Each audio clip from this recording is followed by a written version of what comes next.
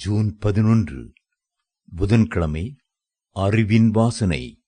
கிறிஸ்துவுக்குள் எப்பொழுதும் எங்களை வெற்றி சிறக்க பண்ணி எல்லா இடங்களிலேயும் எங்களைக் கொண்டு அவரை அறிகிற அறிவின் வாசனையை வெளிப்படுத்துகிற தேவனுக்கு ஸ்தோத்திரம்.